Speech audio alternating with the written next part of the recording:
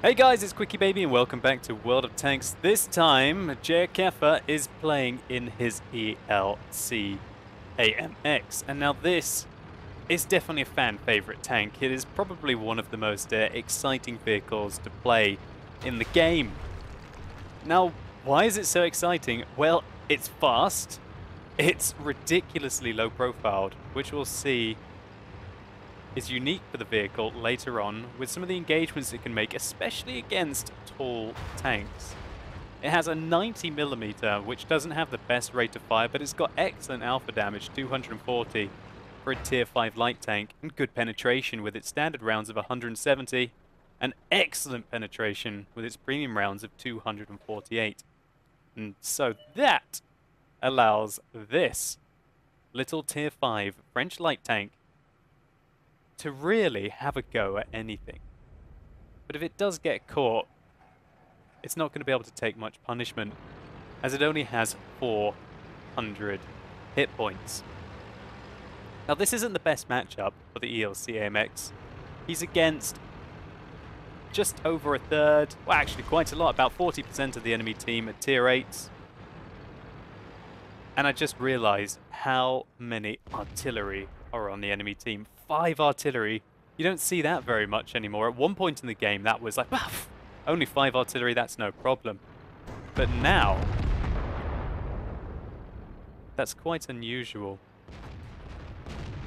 And it gives the ELC AMX something to look forward to later on in the game, especially on a small map such as this.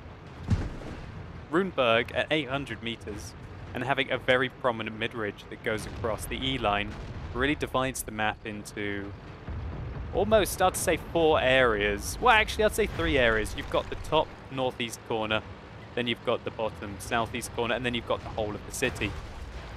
And whoever controls this mid-ridge usually dictates the combat that happens, both along the north and along the south, and also the shots into the town, which makes this location, in my opinion, the most important part of the map. And Jaeckefa has a tricky situation on his hands because there are tier 8 medium tanks on the enemy team controlling this location. But that's not going to stop him taking chunks out of them. The ELC AMX's aim time with this 90mm is very long indeed. But when he hits hard for a light tank. 265 damage done to that T69. But it's a good thing that he doesn't get spotted, because that T69 only has to connect 2 of his 4 shells to be able to take him out of the game in probably under 3 seconds if he connects both of them. So Jaek is pushing forwards here. He's trying to use these pushes to maximum effect, but he also wants to help out the Centurion, who is on a fraction of his remaining hit points. He has the back of this T69. Puts in a good shot through the side. And so the T69 pushes forwards to take out the Centurion. Oh, actually, it wasn't the T69 that killed the Centurion there. It was the artillery. So this battle is starting to look a little ugly. A lot of his very heavy tier 8 tanks that we can see are in a platoon together have melted in the town under the pressure from the enemy team.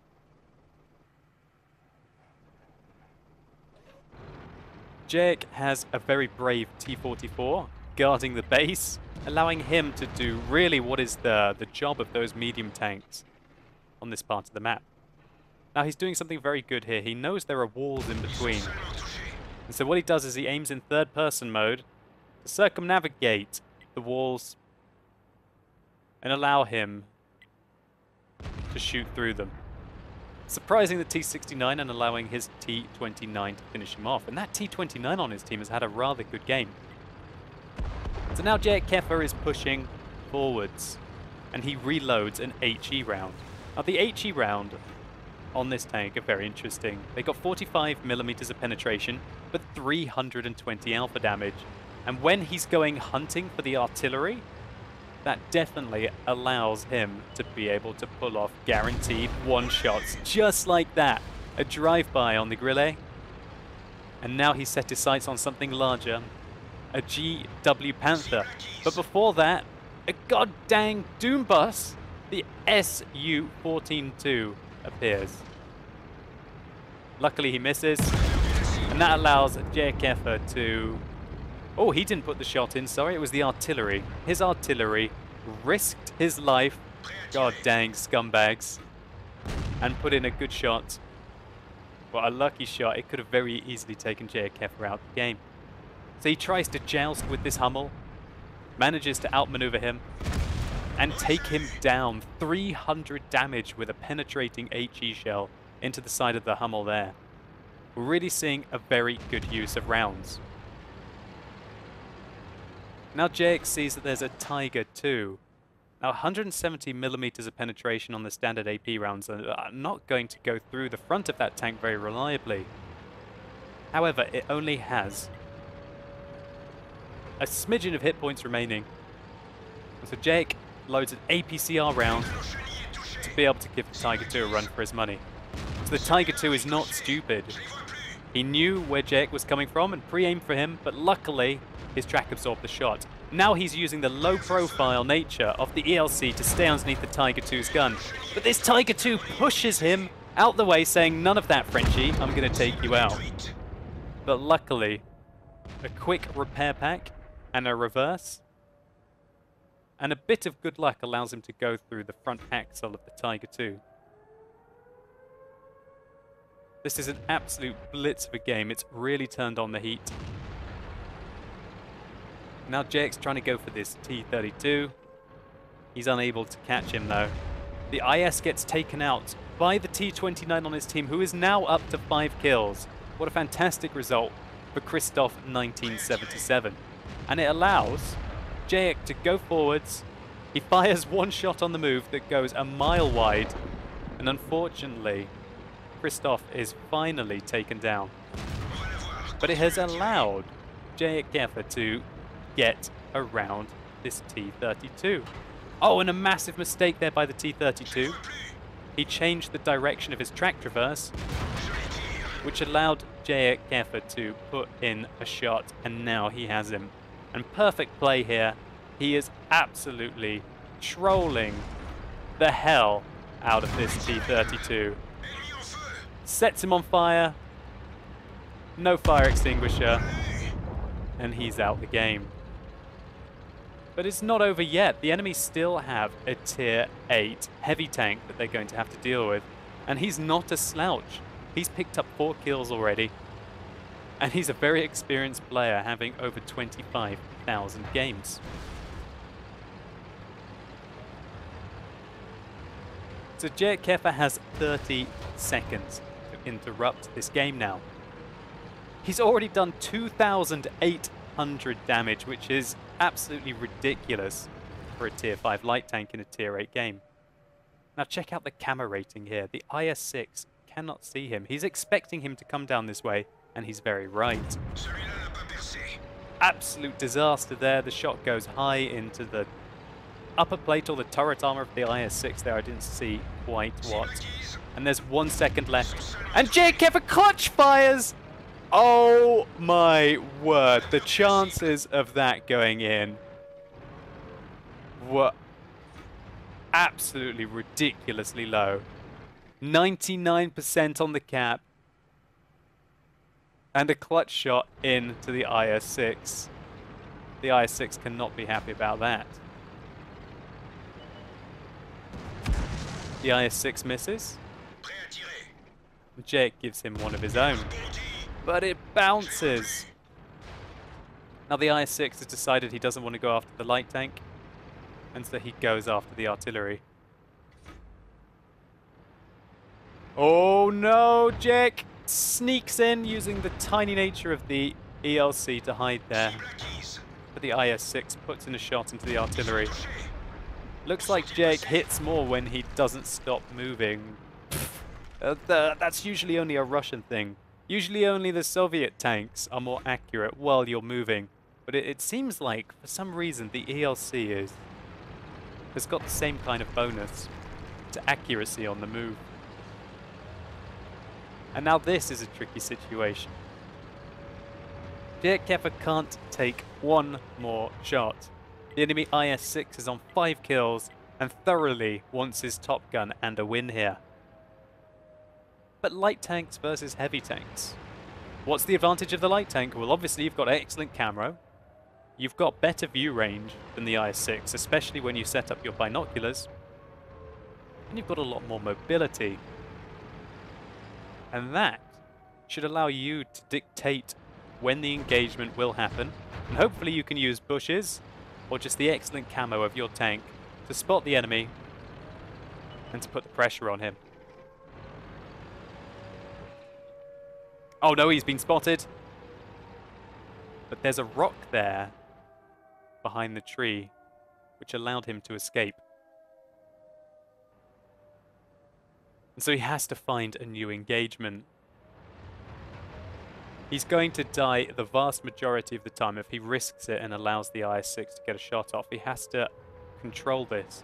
He has to shoot the IS-6 while he can't see him. And so he edges forwards very slowly to be able to find out where the IS-6 is. He spots him through the bush. And as he's shooting through the bush, it's very unlikely the IS-6 will see him here. And that is a penetration. 267 damage. Reduces the IS-6's hit points to just 45. He only needs to put one more in. So he blind fires one, but it wasn't aimed quite high enough in the third person mode. And doesn't fly into the cap circle, hitting the dirt just before it. Now he only has 3 APCR rounds left. The IS-6 gets spotted again and has no idea where he is. 2 more APCR rounds left. Oh no! That's it, he's down to his last APCR round. And there's 2 minutes and 30 seconds left on the game. Now he's using this tiny hill to avoid fire from the IS-6. And as we talked about earlier, because the ELC is so low profile, you're able to do this. So now the IS-6 has left the cap circle. He must think that he's got no chance of capping and that the ELC either wants to draw the game or is going to get him again, just like he did for the last 2 times. So he needs to take the fight to him, something he probably should have done earlier. But in retrospect, he probably didn't realize just how much of an experienced player Jaeckefa is. Now it looks like Jaek thinks that the IS-6 won't come for him, and so he plows forwards. He spotted the IS-6. The IS-6 hasn't seen him. He has no idea where he is. Wait for it. Wait for it. You've got 1 shot. You've got 1 shot. Make it count. Right into the side of the IS-6. What a brilliant end to the game, just as he got spotted. That must have been a very frustrating game for the IS-6, who had played a very good round. That was his Top Gun, which was completely denied. This was an absolutely fantastic round. It was absolutely oozing in drama, and Jaeckefa showed you just how exciting ELC AMX games can be. Jaeckefa timed his attacks, outplayed his opponents, he dictated the pace of the combat, and that allowed him to engage and successfully take out tanks that were 3 tiers higher than him, and probably about 40 or 50 tons larger as well. Jaeckefa is definitely an experienced ELC AMX player. As we can see, he has 3 marks on his gun barrel. And replays such as this definitely make me want to go and get back into that tier 5 French light tank. Let's just take a very quick look at the post-game stats. Jaeckefa picked up one of the best medals that you can get in a light tank, the Orlix medal. This is for destroying 3 or more enemy tanks that are 2 tiers higher than your tank. He also got a Defender medal, and boy, what a Defender medal this was. 241 base defense points. He had to do 3,600 damage to win this game, which was over half extra to what the heavy tanks on his team that were 3 tiers higher than him were able to do. netting himself 2,216 base experience. Absolutely bonkers. Again, Jaeckefa, thank you so much for sending me this replay. I thoroughly enjoyed it, and hopefully all of you guys did as well. If you did, please consider giving the video a like down below. It really helps the channel out. And if you want to see more crazy ELC AMX games, then simply click up here and it'll take you through to an absolutely fantastic replay, quite similar to this one. And let me know in the comments below what you think makes the ELC AMX so special. Is it the low profile? Is it the 90mm gun on this tiny little French tank? Is it the drifting? Is it the speed? Let me know what you guys think. And as always, thank you so much for watching. You've been epic, and hopefully I'll see you soon.